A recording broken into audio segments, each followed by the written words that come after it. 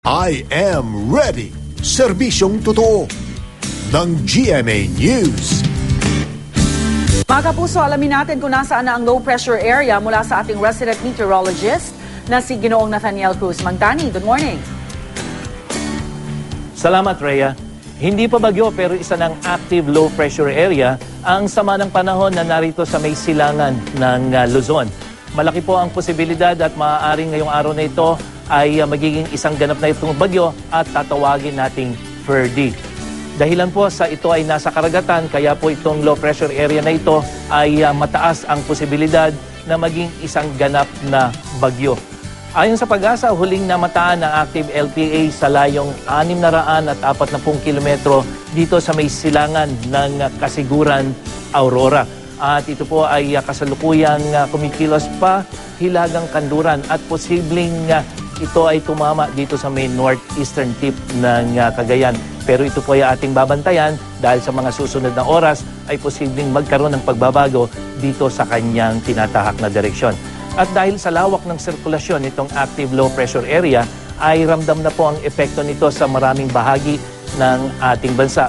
Kaya makikita nyo dito sa ating rainfall forecast, yung pong mga kulay dilaw at kulay pula ay unti-unti nang mararamdaman, lalong-lalo na dito sa may Luzon o dito po sa may eastern section ng Luzon kasama ang eastern Visayas at magkakaroon din po ng mga pag-ulan sa natitirang bahagi ng Luzon hanggang dyan sa may Visayas at buong Mindanao. At dito naman po sa ating inaasahang magiging alon sa mga kababayan po nating mangingisda, magkakaroon po ng malakas na pag-alon lalong-lalo na doon sa lugar na pinupuntahan itong active LPA natin dito sa may eastern seaboard ng Northern Luzon hanggang dito po sa may posibilidad dito sa may Palawan.